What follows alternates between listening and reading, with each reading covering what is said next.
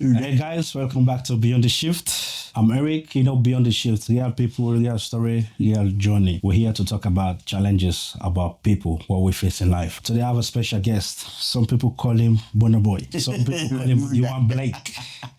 But today it's all about his journey into athletics, what makes him start the journey, the challenges there. And sit, relax, let's go. My guy. Okay, you need to stop. Thank you, I appreciate it. Thank you for having me back. Let's say if you come back again, then you're doing something right. I appreciate it. Yeah. Wait, last year you came to Australia, man. Because you came to do some shows. This guy, right? I don't know what you're talking about, bro. Come on, brother. If I'm brother, why are we here? We should be in Dubai doing this interview in the skyrise.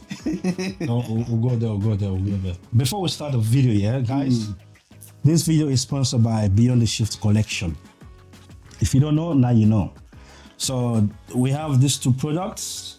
We have the socks and the water bottle. So it's going for a good cause, Every sales Beyond the Shift collection do, they put $2 aside to support a water project in Africa. So join the movement. Let's go. The website is on www.beyondtheshift25.com.au. Shopify, we're there. If you want, contact me. I will deliver. Anyways, for some people that don't know you, some people that are watching us for the first time, who is my guest? What do you do? My government name is Michael Falajaba. Everybody knows me by Dopey. I am a retired track and field athlete, so sprinting, not middle distance, 160. Back in my days when I was young, we do 200s. Now there was no 200, so it's more like a 60 and 100 meter athlete. I have represented Australia in the Oceania 2013, maybe something like that. In the Opens, I placed third. I was 18 at that time when I represented Australia, so it's a big achievement. And I have been ranked in the top when I was in my under 20s top. The first in the state, the second in the country. So I've done some pretty good things in the sport, in track and field, in terms of growing up in Australia and living in Australia. And I've had the opportunity to travel abroad. So here comes the English accent. Mm-hmm. I stayed in the UK for a while to own my craft in track and field. So I get to train with Great Britain's best. When I was there, I get to see how it works outside of this country, see how track and field works. It's a very hard sport. So mixing it with the European and the world's best was an eye-opener, and it was an experience of a lifetime while I was over there. Wow, what an introduction.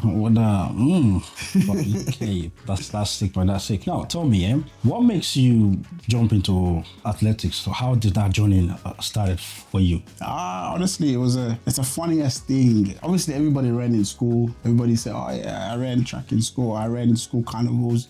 So it was the same. Like I said, I grew up playing football here. Being African, it's custom. Football is like religion, second to, going to church on Sundays or going to mosque on a Friday. So just growing up playing football, but every time I used to go to the athletics carnivals, I'll be good. This is when I got to like high school. Primary school, I didn't really care. I'll be good in like the school level, undefeated, win. You go to zone, good. And then when you get to state, there's always people that actually take it serious. And there's a kid, shout out to him, because he's actually the reason why I started taking track and field seriously. And that's Abu Ganaba. It was like my rivalry since we were like year 7 all the way to senior levels. We were rivals. We weren't rivals at the start because he used to whoop me. Because I was playing competitive football. It was like playing in Australia, competitive football. So I didn't take it serious. So every time we go, he whoop me like I'll be in the final, but I won't even see the kid. He's gone. So I was like, fuck, just because of that kid, I said I need to train so I can just beat him. I didn't care about anything else. So you just want to beat him? I just want to beat him. I said I need to train so I can beat him. So I was like, how am I going to do this? I'm playing soccer on the weekends. I'm training soccer 2 days a week, games on the weekends. And I'm like, all right. So I found a coach in Bankstown Athletics. I used to go there the days I'm not training for soccer. I'll go there train for athletics. I did that for a while. And then it came around. We went to state. The first time, I think I got third or second. So I was close. I was like, okay. So if you keep going, you eventually get there. Eventually, I got there. and I beat him, and I was so happy because I was an unknown name in the athletics world. So they're like, "Oh, who are you? How are you?" Well, whatever it is in state. I was like, "Oh, I'm training because I just wanted to beat him," and everyone just laughed. I'm like, "I'm serious. That's literally why I trained. It wasn't because I saw athletics as a way out or as a sport that I enjoyed. I mean, I enjoyed watching it. It was something that I literally enjoyed. Olympics was one of my greatest things to watch, but it was just purely because I'm like, I got tired of losing to this kid, and I knew that like he was taking it serious, and I wasn't. Not that I didn't care, but I was also playing another sport, so it wasn't my main sport. So when I trained and I became okay and get better and better, when I finally beat him, everyone was like, who's this guy? Like, where did he come from? So it was because he was big in coming up in Australia or in New South Wales. So it came with that confident booster to keep going. So I just kept training. I was like, okay, now beat him in state. Now I have to beat him in the trials for New South Wales state to get selected to do nationals, for represent your state to nationals. I said, okay, now I need to win that. So I went back to training, and then little behold, like I lost him in the heat, but then in the final I said, listen man, I'm just gonna run. I literally, if you watch, there's a video somewhere, maybe I'll send it to you, you can put it with this. There's no dry face, no nothing. I just got up and started running. I ran like, you know when you're hungry, they're chasing you? So I just imagine.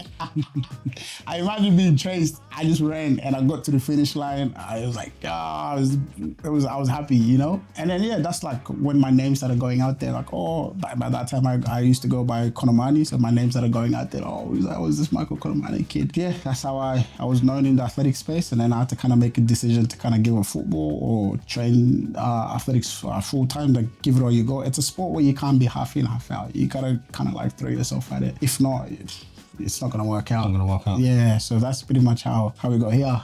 Wow. Yeah. What a journey, bro.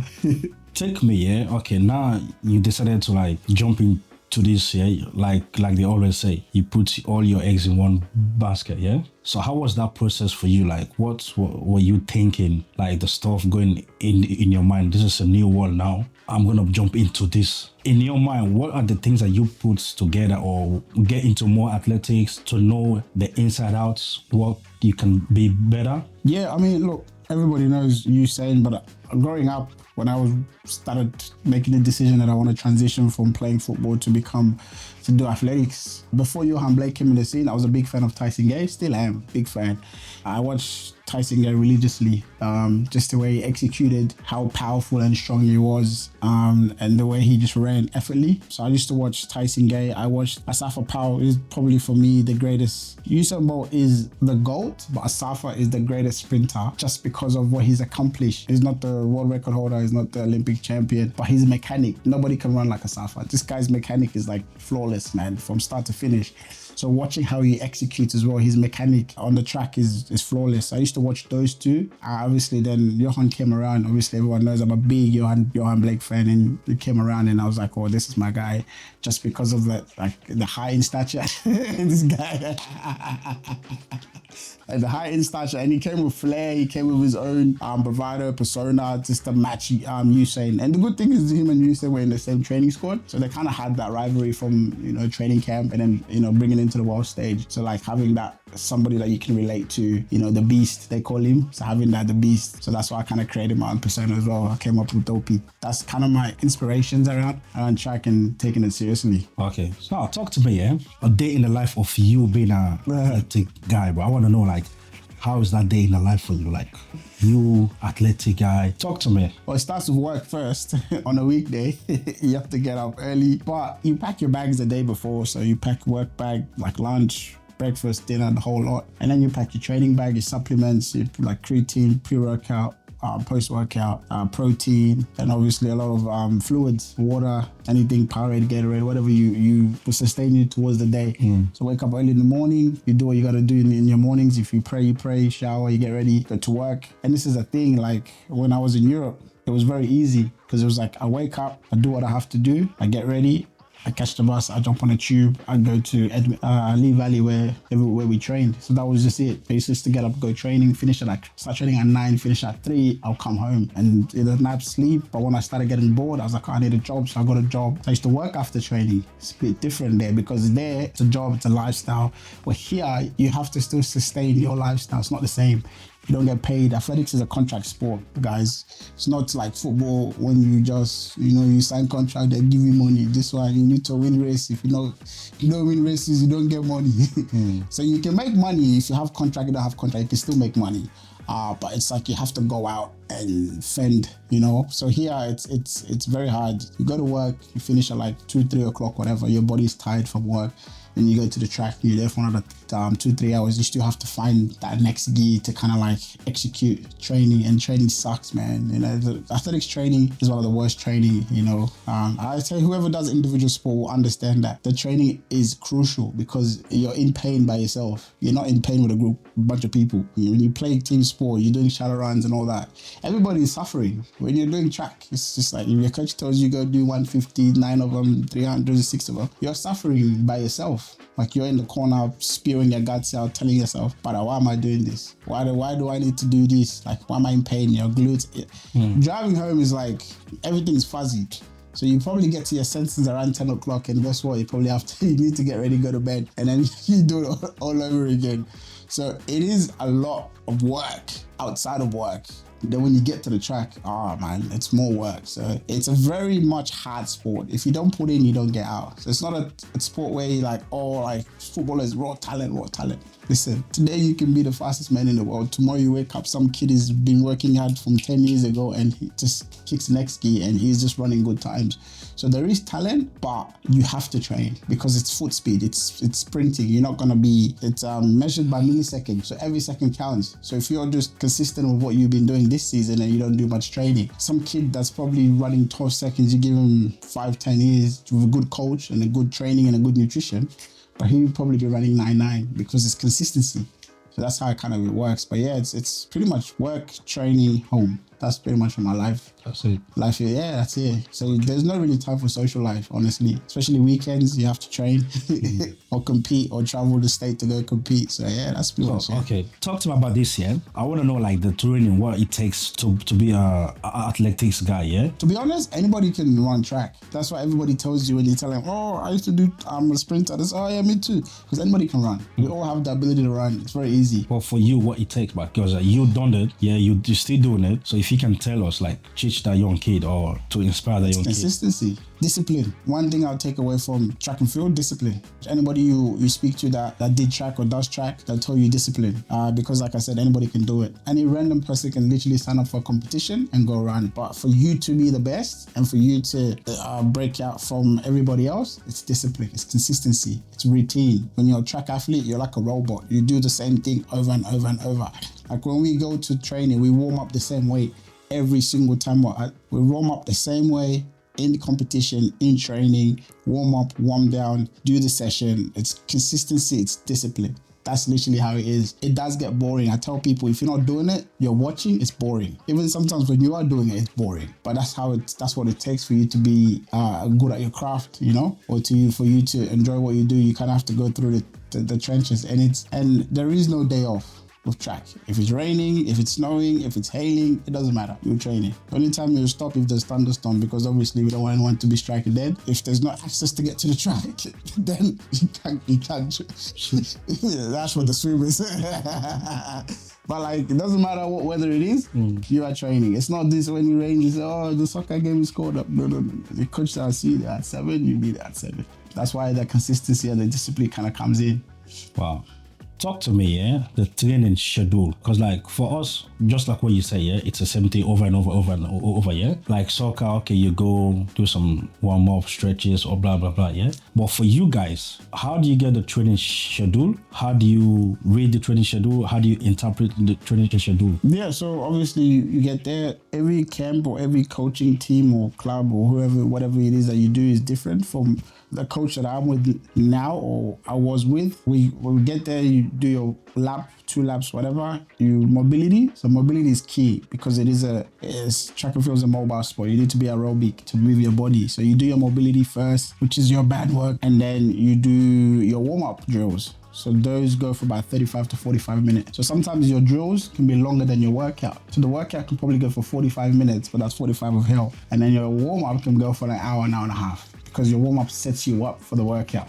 So the workout, depending on the day, and it depends on the season as well. So right now, the Australian season, the boys are running towards the end. So this weekend coming, because we're in April, so the championship is coming, and then after that, boys will either go to Europe, or girls will go to Europe, compete, because there's the Commonwealth Games to get the qualifying or get faster or keep training, or whoever sometimes have a bit of a break and then go into the winter. So the winter is a lot of long work. So aerobic system, you're working your lungs, you're working your cardiovascular, so you're doing a lot of repetitive 200s, 300s, hills, anything it's brutal work. Like winter training, everybody hates preseason training. When you get into like the middle of the season, then you start doing a little bit of short stuff. So you're doing like your sled pushes, blocks, 60, 80s, and when you get into the season, that's when you start doing your sharp stuff, which is like your fast 60s, your fast 80s, block work, 120s, 150s, kind of build you up for what the season or what the competition is going to be like. So that's pretty much how it works.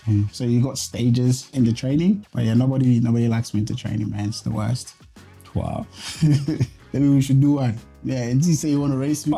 So I've told you this. I'll take this guy with you how many times. I'm still waiting for you, but don't worry, man. I'll cash it in this year. You keep telling me, okay, yeah, I'll let you know I'm training, but what see this long like that? Nah, talk to me, yeah? I want to know, like, because every sports have challenges. Every sport have you go through that process where injury. For you guys, I want to know, yeah, like doing athletics, what are the common injury? Then how did you guys stay fit not to get injured? I think I've torn my hamstring. I stopped counting how many times I've torn my hamstring. Torn my calf. I've torn my oblique. Oblique? What's oblique? Oblique, like your ribs, your abdomen. See the terms, yeah.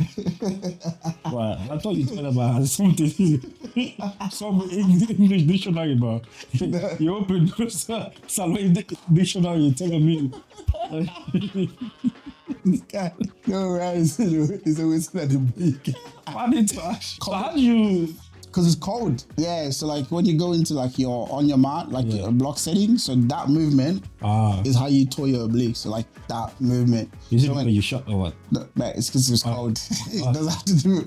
This guy's always making fun of me because of my height. It doesn't have to do with my height. And I'm mid-height. Okay. But yeah, I mean the most common injury is hamstring. Top athletes, whoever you are, you run track, hamstrings. It's the most common. Like people have had surgery. Thank God, touch wood. I've never had to have surgery. Obviously, I've just had some time off. So my hamstring left and right is like, now it's good because I do a lot of, like I said, that's where the rehab comes in. So everybody does rehab when they're injured, but it's good to do prehab, which is like preparation before you, not saying you're gonna get injured, but it's just preparing yourself while you're training. So I started doing a lot of prehab in the gym, worked with my strength coach, implement a lot of stuff into my training. And then I started implementing it at the track as well, just to prepare yourself, because you do put your body in immense pressure and immense positions where your body has to react. And the thing is, like, our bodies are not like cars where we just start to go into, like, it's your body and it's hard sometimes to read it, but you kind of know your body when you start doing something, you understand, like, okay, I can feel, I'm not really feeling 100%. That's why recovery comes in. Recovery is a very key component. Doing your ice bath, your sauna, getting your treatment, seeing a physio, osteotherapist, whatever you do that works for you, those people can help you get to where you need to get, because you need to do those things to put yourself at a very high intense level to perform. So the injuries that are very common is that your hamstring, your calves,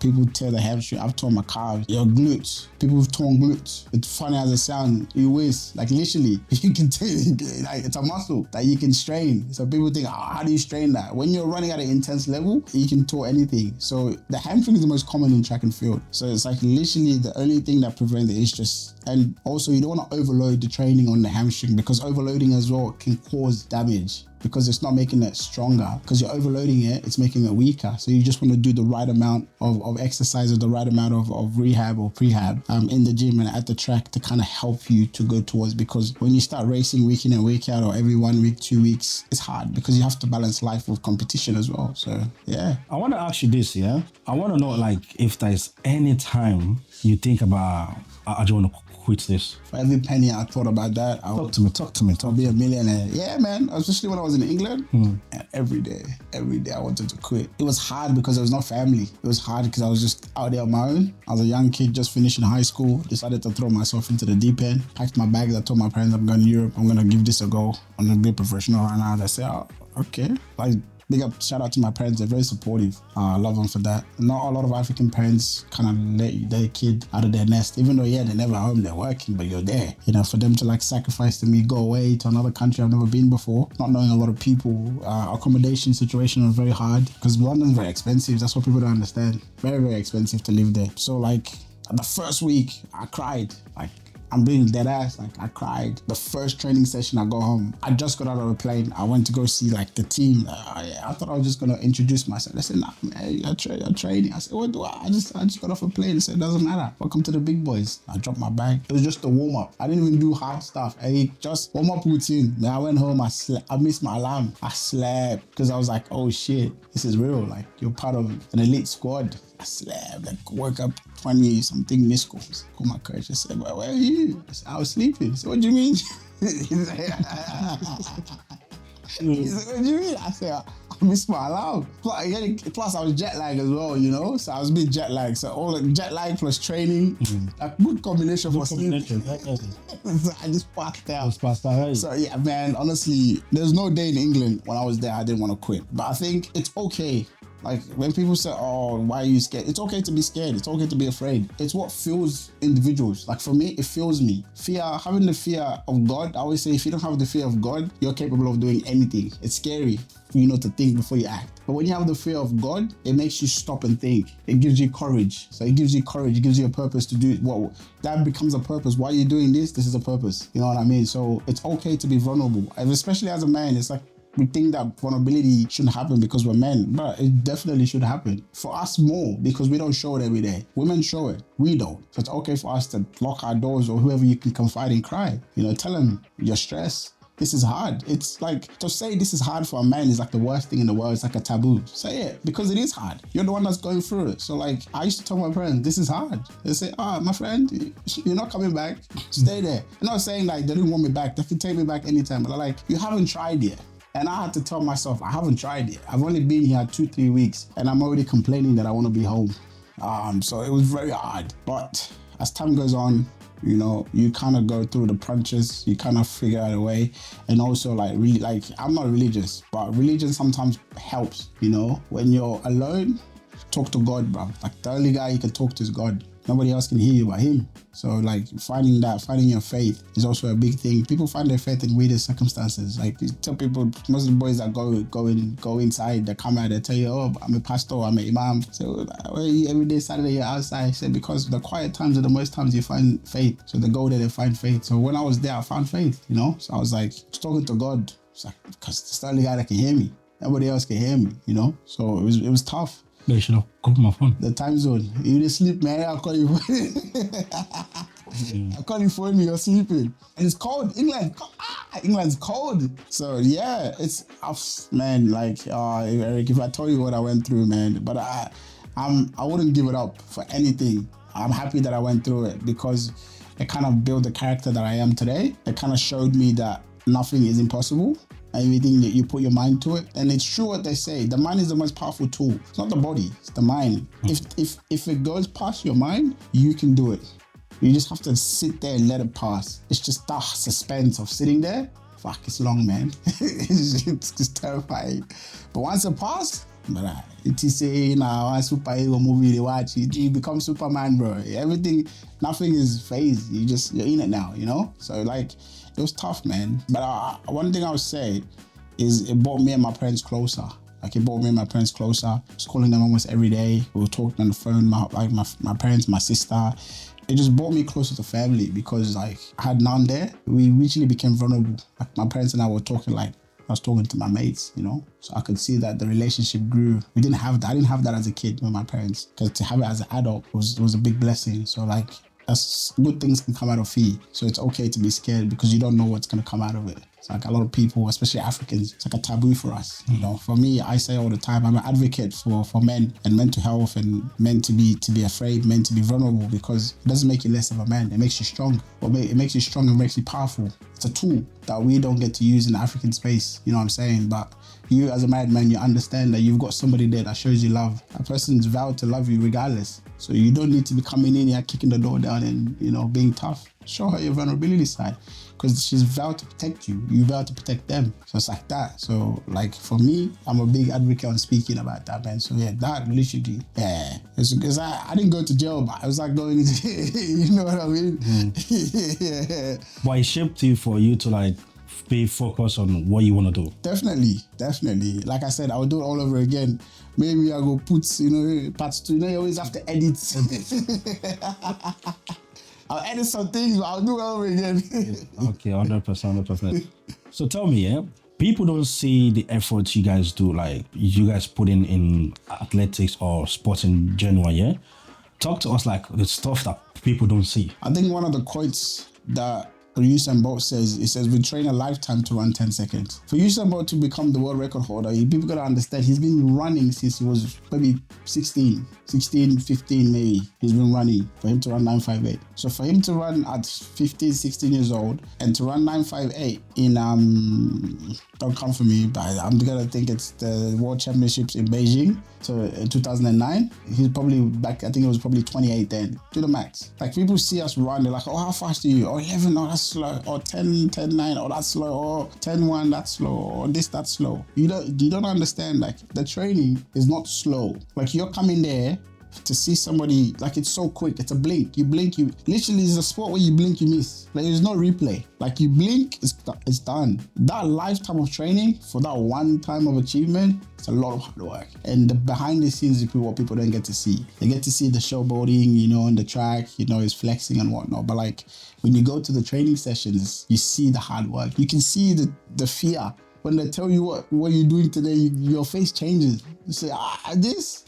You're almost dying and you're going to go back and do it again. It's hard. It's very, very hard. But that's why the Olympics is once every 4 years. Think about it. Olympics is once every 4 years. World Cup is once every 4 years. But you have the general games and all that, Champions League, international, exactly. But for track and field athletes, like World Championship and Olympic, there's 2 major, that's it. Everything else, maybe there's a circuit. But like for somebody to recognize athletics as a sport, they have to wait for the Olympics. That's once every 4 years. Do you know what that person has been doing just for that one time, to come on live TV for the whole world to see them, for the whole world to know Noah Lyles, Usain Bolt, Johan Blake, Tyson Gay, Asafa Powell, just that. They've been doing that since they were kids, and then they come to the world stage, and then that's it. So it's very quick, but it's very quick, but it's very long behind the scenes. But in front of the camera, it's the fastest thing in the world. A man, like natural human being running at that pace, not AI, not computer, not a car, a human being capable of going that fast. The work behind, insane. So that's what people don't see. They don't see the work behind. They just see the moment, and it's good. Everybody's part of it. Everybody gets to join in, and it's nice to be appreciated. I know when I was appreciated, I was happy. It's nice to be appreciated, but it's like sometimes maybe I want people to appreciate me on the Mondays, Wednesdays, Thursdays.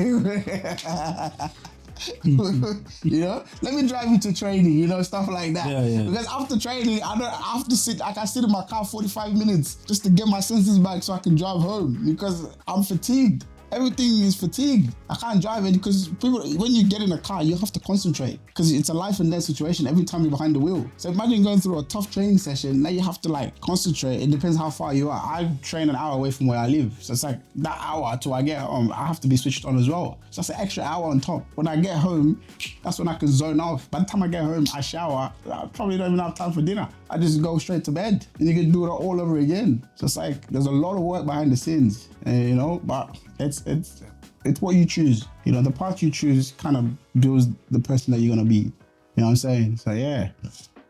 So talk to me, like you getting prepared for race day. So how do you prepare yourself? You wake up. It depends. If you're running in the afternoon, beautiful. Wake up late.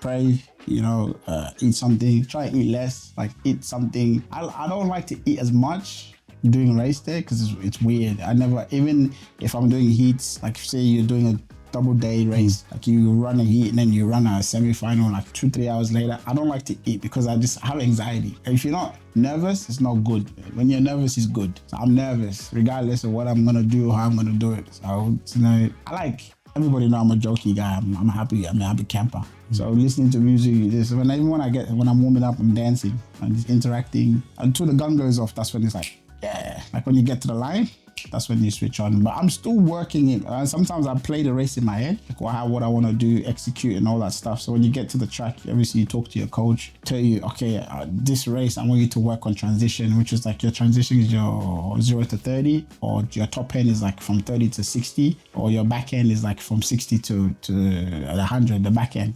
So there's things where you work on, they'll tell you, I want you to work on this, I want you to work on that. So sometimes we work on more on transition, use the arms, get out, stay low, push out. So you start playing that in your head. Okay, I need to work on transition, I need to work on transition. You do it in training, and then when you get to the starting line, you kind of just let it go. If you work on transition, you don't work on transition, it doesn't matter. You're still gonna run. 100%.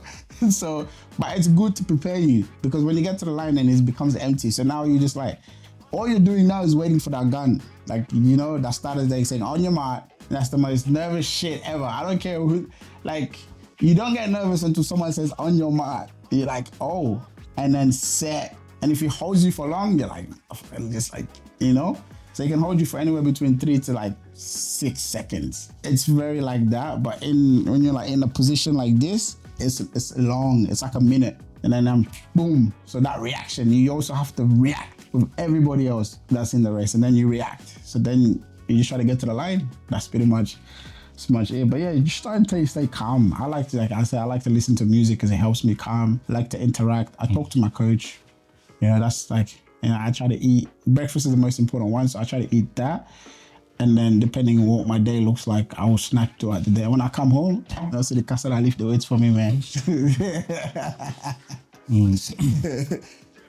So, okay, now, yeah, you bring me here. Let's say like athletics, yeah? Nutrition-wise, there are certain things people eat, certain things you don't eat. How does that work? Do you guys have like a routine, kind of stuff that you guys? Yeah, you do. Because when I was in, like, obviously, like I said, when I came back here, it's just me, myself, and I. So if I want these things, I have to outsource it. When I was in Europe, it comes in and like you have it all with a package, you know?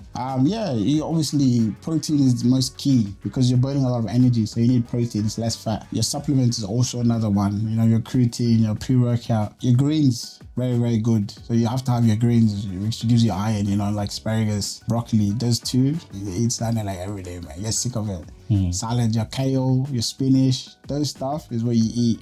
Eggs, a lot of eggs, a lot of chicken. Chicken, just the protein, less meat. But if it's meat, it has to be red meat. Just to give you a lot of iron, it's just that energy fiber. So anything that gives you energy, because you're burning a lot of energy on the track, so you kind of have to replace it back into your body. So yeah, the good thing about athletics is like you can blend your cultural food with it. So when I was watching Bolt, when he did a documentary, you can see that Jamaicans, they love jerk chicken. They were eating jerk chicken, they were eating curry goat, they were eating this, because you can blend it part of your nutrition. Because you don't really need to be strict. You just need to eat clean. So eating clean and being at a certain weight, being lean, not like fighters where they go cut weight. We don't cut weight. You just have to be race weight. So in preseason, you do whatever you want. Your coach will be like, okay, this year I want you to be racing at like 80 kilos. So you got time to work yourself up. Maybe you're racing for like 3 months. In 3 months, you just be 80 kilos. After that, you know, you can go back to 85, relax a bit, you know, have a drink. And alcohol is a big thing. A lot of athletes don't really drink. Stay away from it during the season. So we don't really drink that much. I don't drink in general, but like drugs is something athletes don't really take. They stay away from it a lot during the season. I don't know what they do off season. Everybody, I've now you've seen videos, everybody goes crazy because it's like you let loose, because you're being on it's like you're being on a leash for like 8 months and then you just let loose, because athletics doesn't have, there's a season, but there's no off season, because you probably have 2 weeks off break. You have 2 weeks off break and then you're back into preseason, and preseason is sometimes longer than the season. So yeah, man. So your nutrition is just clean diet, as much clean as you can. And there's a lot of protein, because you do need it, because you're burning a lot of it, and iron, you do need that as much as you can. And that's a good thing, because you can factor in your traditional food with it, as long as it's not too much oil, too much fat. Because when that's when you start feeling heavy on the track, and you start feeling bloated when you get to the track, man, and it's not good. But if I be the athletic, yeah, you know how they say like you're about to go for the race here, everyone is lined up, yeah, fine, just eat bit of binge. I knew you were gonna say that. Before the start, I said go. So you started putting them off, bro. You know what I mean? I'm gonna try that. I'm gonna tell how I'm gonna salon. But you know the salon, they have these black eye beans with these beach folic acid beans. You know what I mean? The mixture. But those are full mix. You know you have this one where you just. But okay, you itch the binge. When you're warming up, you start to feel the binge. Right, because it's heavy. That's up to you. You can't warm up, so that means you just have to go and run. Right, that's up to you. I'm going to implement that theory, man. Now, talk to me, because we see the testing. You guys do more of like sample testing, all this stuff, yeah? Oh, the drug testing. Yeah. Oh, yeah. Talk to me about that, man. Yeah, look, that's big, man. This sport, honestly, like I said, any individual sport has a lot of drugs to kind of enhance. So, wait, do you guys have the list where to say they show you or the things you kind of can't take? Yeah, there's a list. So there's a list that's published by World Athletics. Anybody can go look at it, the World Athletics website. So there's things you can and can't take, and there's things you can't take before a race. So if you go into a World Athletics meet and you have a headache, you kind of have to go to the officials and be like, hey, I have a headache. Is it okay if I can take this Panadol? Because that could consider as a drug. Oh, wow. Yeah. So if you take the Panadol, you win, they go test you, you say, oh, yeah. They will think the Panadol has enhanced you to go and run world record. That's why they test a lot of people. Because one, like I said, it's an individual sport. So everybody wants to be enhanced, wants to be fast, wants to be fit, wants to be lean. Even in fighting, boxing, you see that there's a lot of anything that's individual, swimming. A lot of people do drugs in that sport because it's hard, man. The training is very, very hard. So the testing is very intense. Look, you go to a meet, after the meet straight away, mate, spit in the cup and you open the door, you piss, put your piss. Sometimes they do blood. Most of the times it's piss. So they just call you guys like randomly? No, after the meet. You piss in a cup.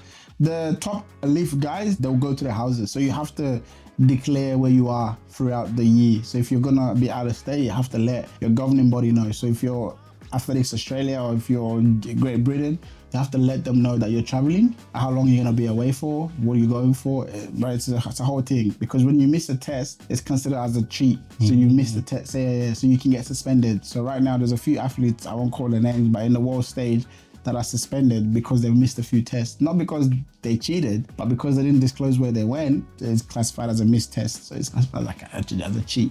So you do have, you have to let them know everywhere you go, man. So it's literally like having a wife, but you're not married. You have to tell them everything you do. It's shit. It's horrible. And they can come to your house at any time. They don't tell you when they're coming. They just knock and say, hello, mate. It can be 5 a.m., it can be 5 p.m. Well, what about if they come there, you're doing number 2? It doesn't matter. They'll wait for you. Hey, no, you say, okay, no worries. You piss, then the quicker you do it, the quicker they go. Okay. Yeah. They won't leave until you're done. And once they come on the premises, that when they sight you, you can't leave their sight. So wherever you go, they follow you. Jeez. Yeah. Because people used to like put piss in the fridge.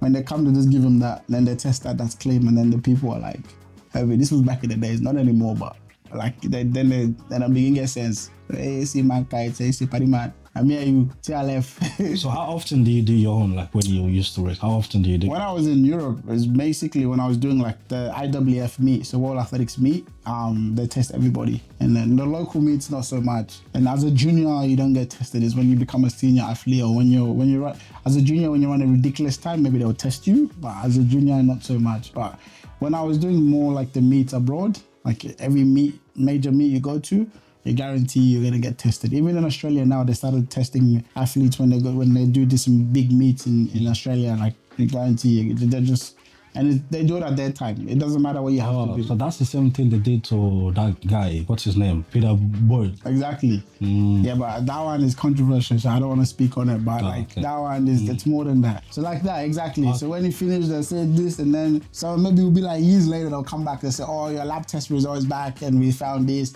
and this probably happened in 2017. Like that's how it is. When they test you, you don't know if this is like the result will come out today or 5 years from now. So they will leave you. Do your own thing. Do your own thing. So if you go to a major champs and you win a medal, it could be 5 years from now. There's people being stripped 20 years past the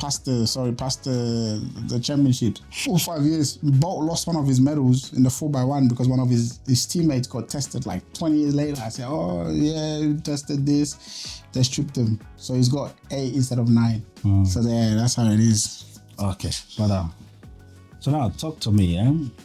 Are you thinking of expanding, like doing something for the community, the African community? Oh, that's a good question, man. Honestly, you know me, man. I'm a man that if I put my mind and body and soul into something, I like to just go full force. Right now, personally, in my personal life, I have a lot going on. Like I said, I've retired from track and field. You know, I'm an old man now. I'm hitting 30. Ouch. I mean, it can still run. Like, this is a peak age, but it's because I want to go to my next phase of life, and I've been doing this since I was 15 years old. So I was like, I think it's time for me to like achieve. But I do want to go run in Sierra Leone one more time.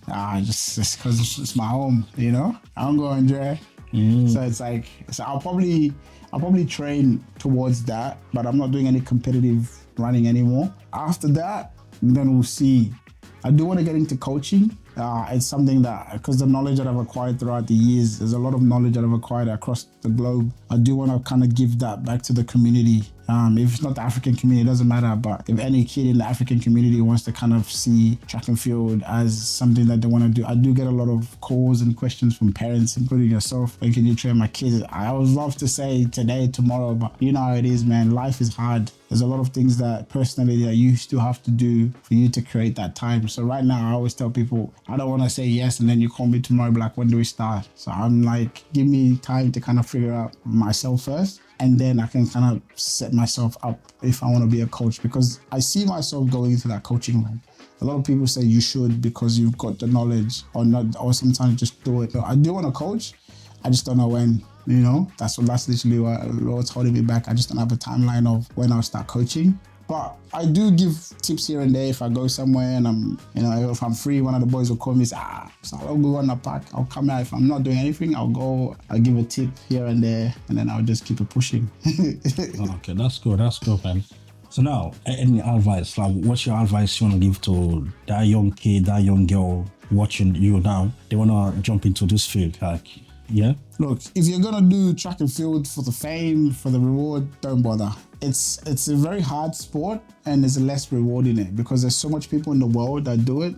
Like if you go to the Olympics, how many countries are in the world? And only one, like, yeah, you're representing your country, but only one man crosses that line first, you become the world. Like, you're the guy. But in the World Cup, there's 30 people that classify as well, because you have 30-man squad, you have the coaching staff, you have this, you have that. So there's always a lot of people to celebrate with. In track, it's different. It's just you.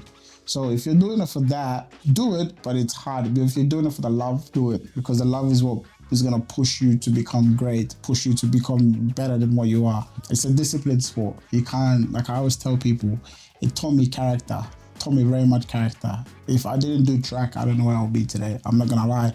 I was lazy when I was playing football. I didn't really care that much because there's 11 of us. You go training, you can hide. You go games, you say, coach, just give me 10 minutes. I don't care. Like some days you want to play 90, some days you want to play 10. It doesn't really matter. That's how you feel. With track is different. It's you on the line. Your coach is never gonna line up for you. Training, if you're feeling like shit, you still gotta train. It doesn't matter. If it's raining, you still gotta train. If it's cold, you still gotta train. So it's a sport that is rewarding within. So your reward and your glory you get is within. So you get it for yourself. You don't get it for people. You gotta be proud of your achievements. You gotta be proud of things that you've done. You gotta be proud of how far you've come. I'm proud of the things I've done in a sport. Nobody can tell me the accolades that I've accumulated throughout my years in track. And people are gonna surpass me. People have surpassed me now. There's people that are running faster, quicker times than I've ever ran. Because one, technology is getting better. So the training is getting not easier, but it's better than when I was young, coming up in the junior rank, becoming a senior athlete. So the technology is so much better. So the boys like Gal, like Lachlan Kennedy, like Josh Azapati, these are the boys that are running quickly in the country right now. They're killing it because they're training with this new way of training, this new technology.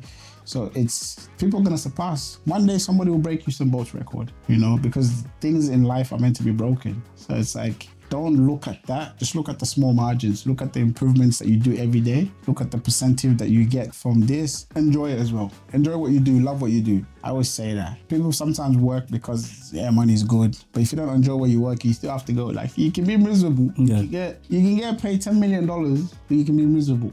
But you can get paid $3 million and be happy. So people sometimes say, I'll get paid $3 million and be happy. So you have to enjoy what you do, especially in the days where you don't feel like doing it. Those are the days that you have to like, all right, cool. Enjoy it. There's days like the day tell you the day and you go out and cry.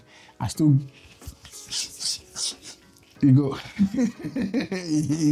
you did that about two. You go, you just gotta wipe your tears and go and do it. So you gotta enjoy it. Like, that's all I can say is believe in yourself. Doesn't matter where you start. Even if you don't know how to run and you say, oh, I don't know how to run, but I would like to be a track and field athlete, or I want to do sprinting. Find your local club, join your local club, start from there, find a coach, listen to your coach, and then you start. It's a sport where the margins is the most important thing. It's all about the margins, and the numbers will go for milliseconds, but in a lifetime, that's a lifetime work. So enjoy it, be disciplined, show up to training, cut out the party lifestyle. This night out, cut it out. It doesn't work. Track doesn't work with nightlife, and it's boring. You gotta understand it's boring. You're gonna be bored. Like that. There's times where I've gone for, I could come out and no, I'm training the next day. I'm running. You're bored. So that's where the discipline comes in, and it's hard because you're a kid. You wanna have fun. You wanna go out. You wanna hang out with your friends.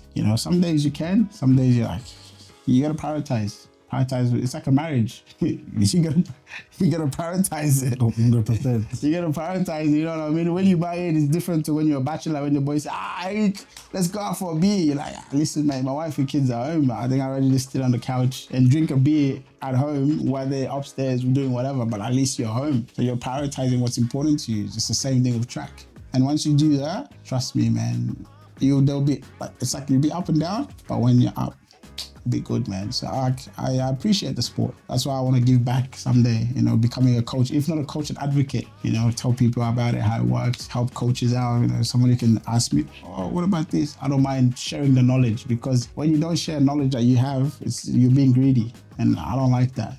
I like to pass on whatever I know to the next, and then it becomes a chain of command. So yeah, so whoever you're out there, 100%, man. Just start with your local track club. That's how it begins. Everybody that run track had a local track club, or your school. Some schools, there's sports schools here that have good coaches, but your local track club, man. And then you go from there. Well, how can people out there find local?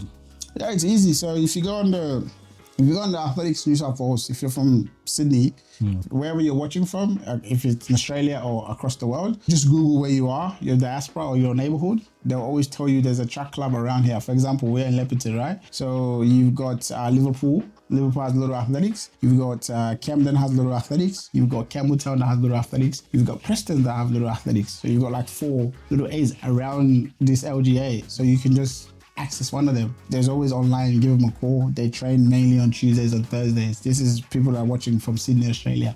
So those are the days mainly athletics, and then there'll be athletics competition for young kids Friday nights or Saturday mornings. And the season normally starts around summertime because it's a summer sport, around September. Goes all the way to March. So your local, literally, it's easy to access now because everything is online.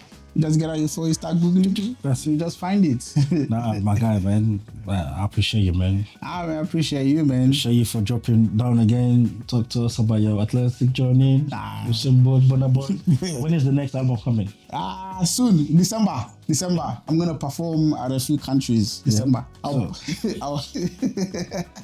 Okay, so now I have a shift, I have a game. Yeah. It's called a shift game. Okay. I'm going to ask you a few questions. Either you shift or you stay there, you keep. Because this program, it's called Beyond the Shift. I'll tell you where. So shift, yeah?